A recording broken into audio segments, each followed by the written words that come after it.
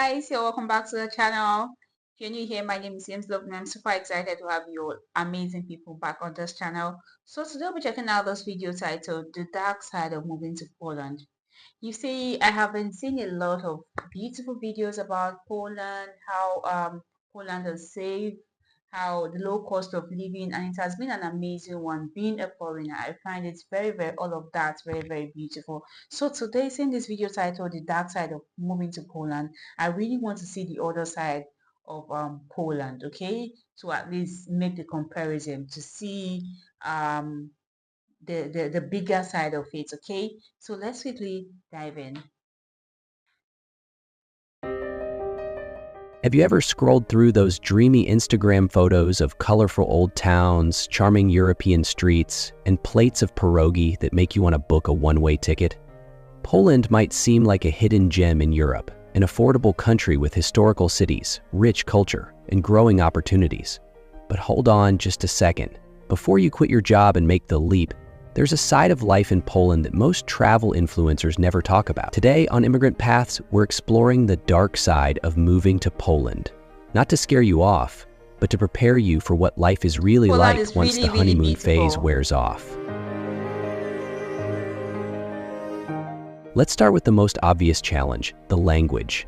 Polish is hard. That's not an exaggeration. It's genuinely one of the toughest languages for English speakers to learn. The pronunciation, the gendered nouns, the cases. It's a whole different system. Even if you make an effort, it can take years to become conversational. And while English is fairly common in Warsaw, Krakow, and among young professionals, don't expect to rely on it everywhere. Step into a local government office, try opening a bank account, or visit a hospital in a smaller town, and suddenly, that language barrier becomes a brick wall.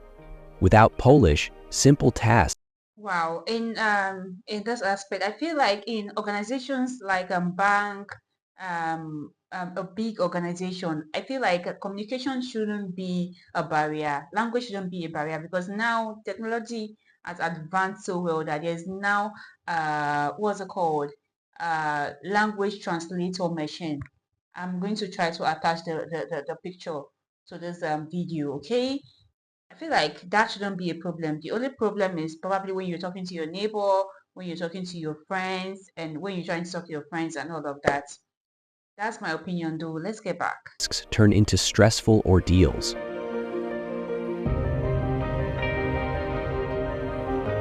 And speaking of stressful, let's talk bureaucracy. Poland's administrative system is a labyrinth. A single permit application might require forms from 5 different offices, and if even one signature is missing, guess what? You're starting over. It's not just the amount of paperwork, it's the inconsistency. Rules change without warning. What works in one city may not work in another, and while some clerks are helpful, others expect you to know the unspoken rules. For immigrants and expats, especially those outside the EU, this often means endless delays, contradictory advice, and entire weeks lost to chasing stamps and photocopies. Then there's the social aspect. Culturally, Poland is a bit more reserved than what many foreigners are used to. People here value privacy and don't tend to overshare or engage in small talk with strangers. This isn't a bad thing, it's just different. But if you're coming from a place where chatting with your barista or neighbor is normal, the silence here can feel cold at first. Making friends takes time, and deeper social integration requires patience and persistence. Many expats report feeling lonely in their first year. Not because people are unfriendly, but because relationships here grow slowly and are built on trust, not surface-level interaction. Let's shift gears to something a bit more tangible, the economy.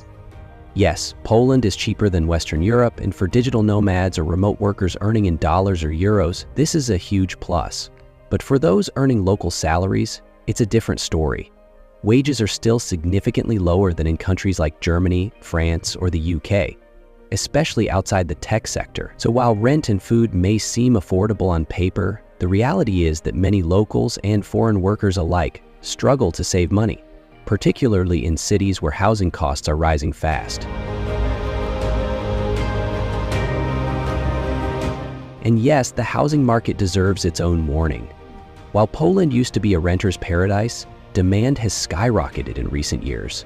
Expats, digital nomads, students, and returning Poles all compete for a shrinking supply of decent apartments.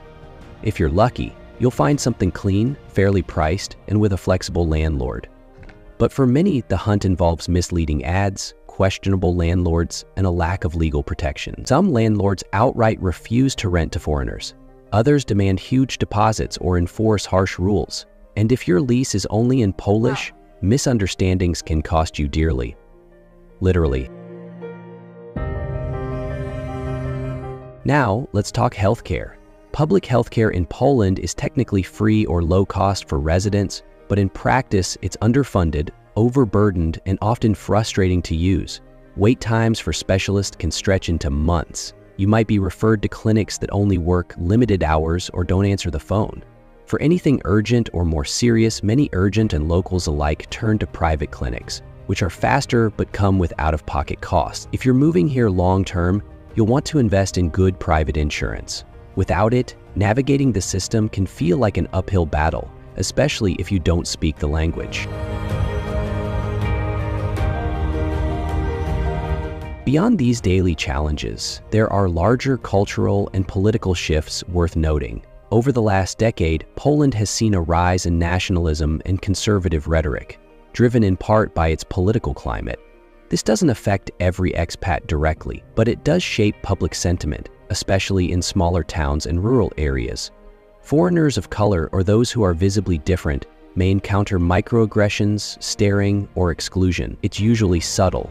A lack of warmth, a suspicious glance, a cold interaction at a store. But over time, it adds up. LGBTQ+ individuals may also feel this tension as public attitudes remain more conservative, despite progress in the younger generations. Another challenge that surprises many newcomers is the mental toll of the Polish winter. The weather here can be brutal, especially if you're used to sun and mild seasons. Winter lasts from November to March, often longer, with freezing temperatures and very little sunlight. Days are short, skies are gray, and moods can dip hard. Seasonal depression is real, and unless you proactively fight it, whether through social activities, vitamin D, or therapy, it can slowly wear you down. It's not just the cold, it's the isolation it brings. Staying indoors, missing your family, feeling like you don't belong. It can all snowball during those long, dark months. For non-EU citizens... Wait, guys, I have a question. Does that mean during snow that you won't be able to go out, you won't be able to visit your family and friends?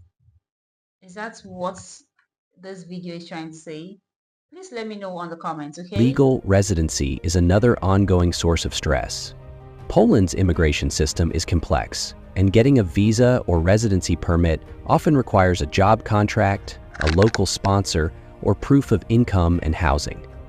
Even if you meet all the requirements, processing times can drag on for months, and renewals come with new sets of documents and rules. Every year, thousands of applicants are caught in limbo, unable to work legally, rent properly, or even travel while they wait for a decision.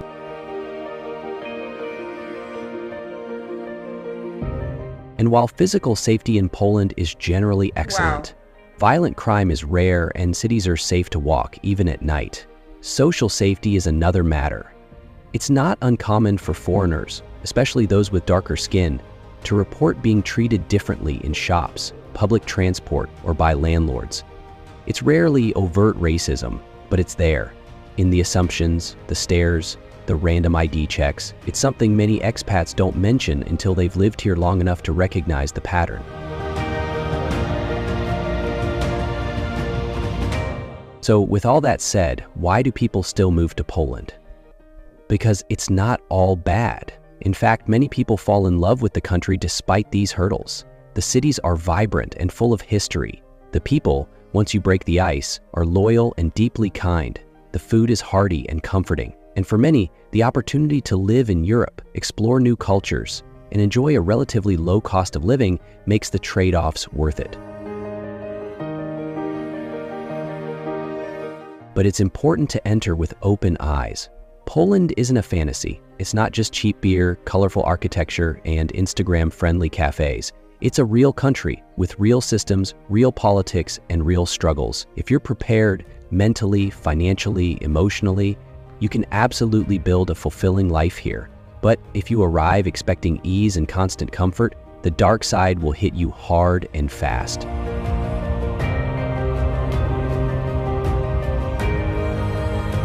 Thanks for spending this time with us on Immigrant Paths.